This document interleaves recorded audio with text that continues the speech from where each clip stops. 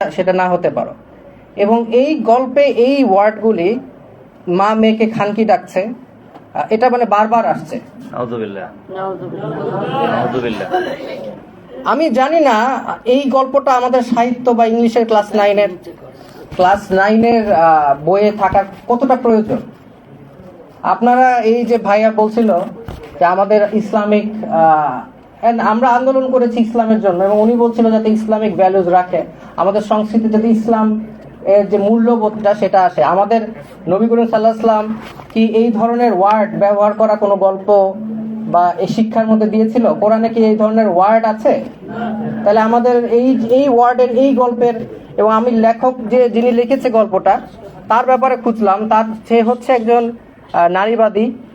তো যার কারণে আরেক জায়গায় মা তার মেয়েকে বলছে এই একই গল্পে যে এই ওষুধটা এইভাবে বানাতে হবে যেখানে তোমার বাচ্চা সৃষ্টি হওয়ার আগে বাচ্চাকে তোমরা ফেলে দিতে পারো। নাউযুবিল্লাহ। এই গল্প তারা হচ্ছে 2025-এ এসেছে। এই জন্য আবু সাইদ শহীদ হয়েছিল নাকি?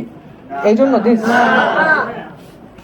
তাহলে ইন দ্যাট কেস আমাদের তো আমরা কি চেষ্টা করেছি প্রত্যেকটা কমিটির মধ্যে একজন আলেম রাখার জন্য? না, দাবি তুললে তো হবে না, আন্দোলন তো আমরাও করেছি, আমাদের এখানে স্টেক আছে না, শুধু দাবি তুললে হবে? তো যার কারণে এটা তো আপনারা দেখবেনই।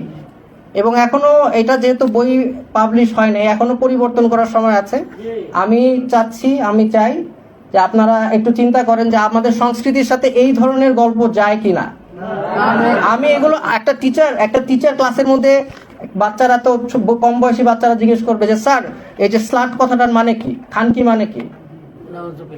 তারপরে টিচার স্টুডেন্ট ডিসকাশন করবে এটা কি দরকার, নেসেসারি? তাহলে কেন এটাকে ইনক্লুড করা হলো, কে করলো? তো যার কারণে কালচার, আসলে আমাদের কালচারটা কি? আমাদের যে এই আন্দোলনে সব মতদর্শের মানুষ আন্দোলন করেছে, কিন্তু মেজরিটি মারা গিয়েছে, শহীদ হয়েছে। কেউ ভালহালায় যাওয়ার জন্য এই আন্দোলনে অংশগ্রহণ করে না, শহীদ হওয়ার জন্য আসছে। আর তাদের চিন্তাধারা ছিল ইসলামিক, কিন্তু এই ইসলাম কথাটা যে আন্দোলনের সাথে জড়িত সেটা মানুষ আস্তে আস্তে কিছু মানুষ চাচ্ছে যে এটা চলে যায়। আমি আন্দোলনে ছিলাম, নেতৃত্ব দিয়েছি, আমি ইসলামের জন্য করেছি, আমি ভালহালায় যাওয়ার জন্য করি নাই। তো যার কারণে আমি বলতে চাই যে আমাদের যে ইসলামিক মূল্যবোধ আছে, যে এখন বলছে স্পিরিট অফ অগস্ট মুভমেন্ট, এটা হচ্ছে মুক্তিযোদ্ধা চেতনা টাইপের। এই স্পিরিট অফ অগস্ট মুভমেন্টটা কি আসলে? আমার জন্য তো স্পিরিট একটাই, সেটা হচ্ছে ইসলাম।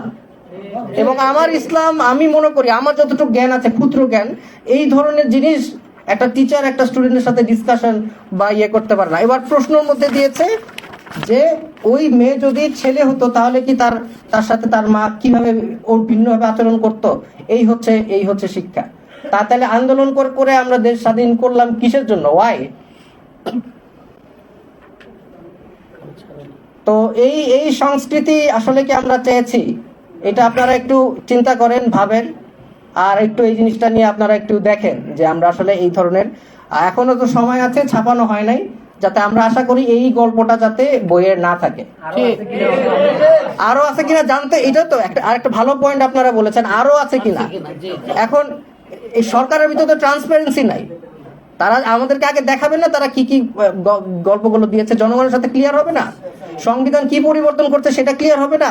পাঠ্য বই ক্লিয়ার হবে না? তারা তো সব গোপনে করছে। কেন গোপনীয়তা? কেন এটা লিক করেছে? কেন লিক করা লাগবে? আমাদের তো জানার কথাই ছিল আপনারা কি কাজ করছেন।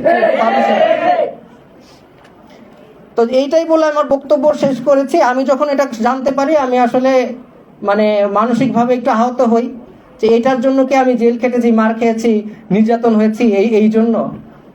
তো যাই হোক, আমি এই বলে আমার বক্তব্য শেষ করছি। আসসালামু আলাইকুম। ধন্যবাদ।